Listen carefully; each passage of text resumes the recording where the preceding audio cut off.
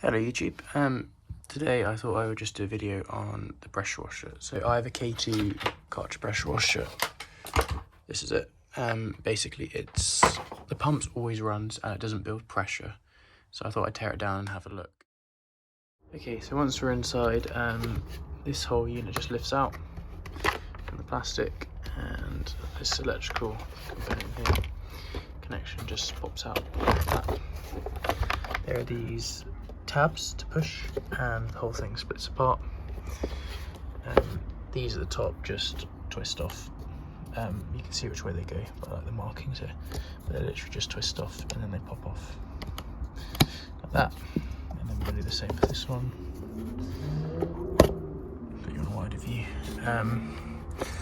This is the feed pipe from the external tank thing, so that just pulls off. I've already pulled it off, so we're just going to pop the clips off the sides here, split the unit in half, and then we can see the internals.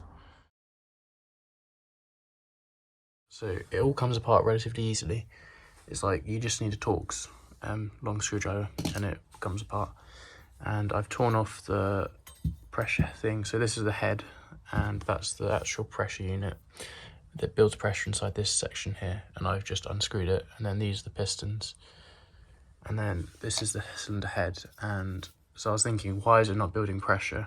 The pump always runs, it just doesn't build pressure. If like I've left it running for like 10 minutes, it still hasn't built pressure. And basically what I've worked out is, if we have a look in here, you can see this cylinder here is fine. There's nothing wrong with that. But these ones, there's like burnt plastic along the edges. I have a feeling that is why it's not building pressure. So I've ordered a new pressure head. The part number for this one was there. It was £26.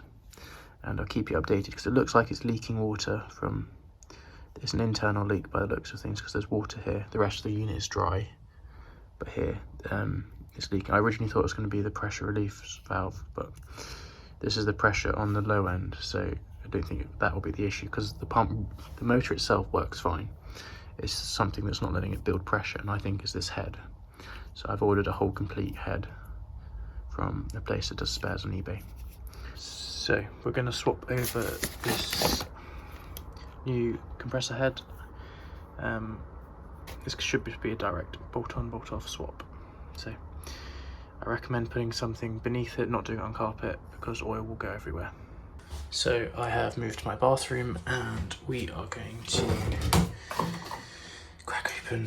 We're going to take off the switch unit first, which is this bit here, and this will just come off, literally just pivots on this point, and the whole thing will just lift off. So I get a small flathead screwdriver in between these bits, push them apart, or just use your hands, and the whole thing should just come right off quite easily. Be gentle, because this is only brittle plastic. That's now come off the top bit there, and the bottom bit I think just slides down. But I'll put the camera down and get this done.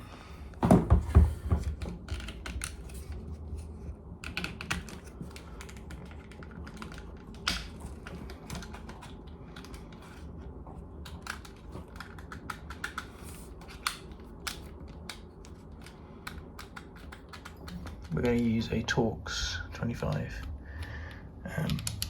and take off these 4 bolts.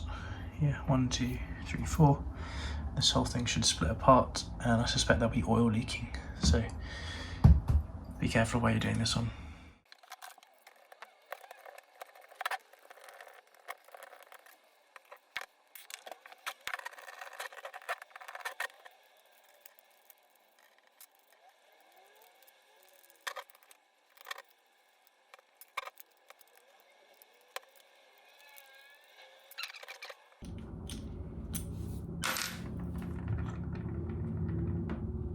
Okay, so slight change of plans. I originally thought it was just this that was melted and then the rest of it would be fine. However, upon taking apart the old motor head to put a new one in, this discoloured oil continues, and there's plastic shavings, and basically these gears have shredded themselves. So that's fine, the motor works, I tested it before. So we're going to have to order these new nylon cogs, basically. They sit on two on them, and these are just trashed. I could 3D print some new ones, but I might as well just check the part numbers here and then order some new ones, but that's going to delay the project a bit more. But yeah, so that's probably why it was also not making pressure. So it's a couple of days later, and I've got replacement gears, and this is the original spindle thing, and we're going to put a bit of oil on each of these, then we're going to put the gears on, and then they'll go inside the new compressor, and then this is the motor, the switch, and then we'll get it all screwed. We'll fill this with oil inside of here. We're going to have it this way up so the oil sits in there.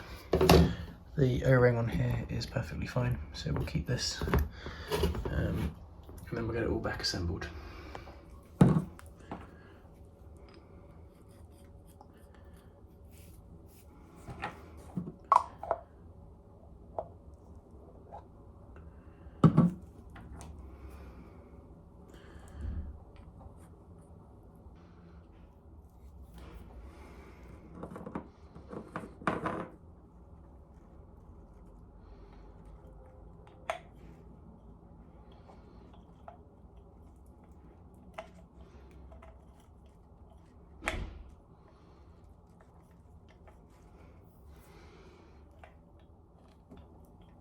Make sure it drops down into the final position.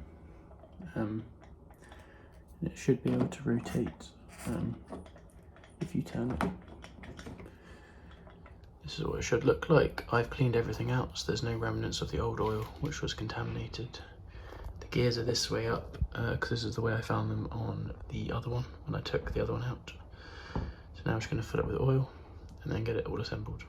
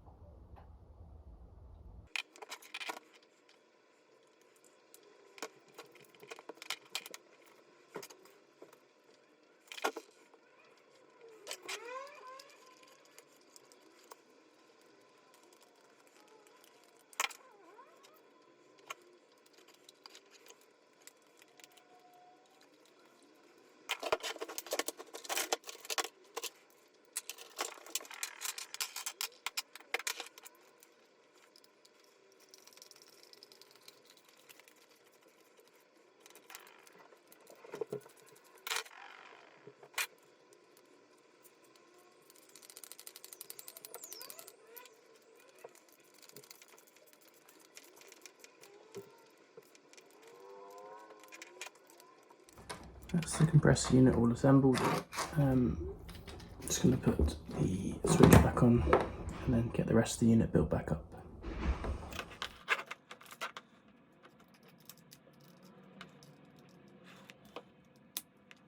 That's now all assembled, and we just need to put it back in the casing. What I am going to do is I'm going to put a bit of grease on all the O-rings just to keep them fresher for a bit longer. I'm going to use a lithium-based rubber grease to preserve the life of them. I did grease the O-ring with the oil when I inserted it, and just checking it doesn't leak now by dipping it that way up. Yeah, looks all good, so the rest of it can now go back together. If you were wondering, these, to replace the motor bushings, you literally just spring back those clips, and they are quite easy to change out. There's nothing wrong with the ones in here currently, so I'm not going to do that, but you can change them quite easily.